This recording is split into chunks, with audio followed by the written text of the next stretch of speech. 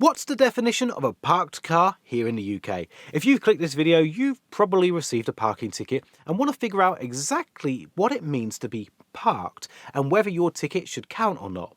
Well, you're in the right place. So what is a parked car? A parked car is defined as a vehicle that is standing still, whether it's occupied or not, no matter how briefly.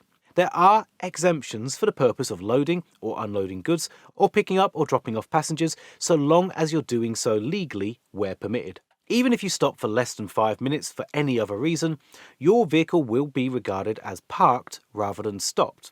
This is true even if you are waiting in your car for any reason, like answering a phone call or examining a map or your GPS. It's important to understand the difference between no stopping and no parking signs. No stopping is allowed at all, not even to drop someone off, when there's a no stopping or a clear way sign.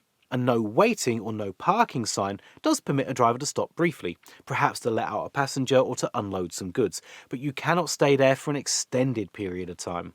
If you're caught parked somewhere you shouldn't be, or you stopped for more than 5 minutes without unloading or loading, a traffic warden could perceive this as a parked car, even if you're sitting inside.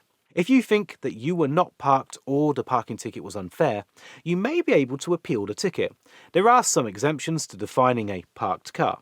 For instance, you could appeal a ticket if an ambulance stopped to attend a call and you pulled over to make way, or if you had briefly stopped to read a parking sign. It's important to gather any evidence to support your appeal. In order to avoid getting a parking ticket, it's best to park in a designated parking space. These are typically monitored by CCTV and are marked by a capital letter P in white, set against a blue backdrop. There are some spots where you may be able to stop quickly, such as if you need to load or unload something heavy, or if you have a blue badge permit.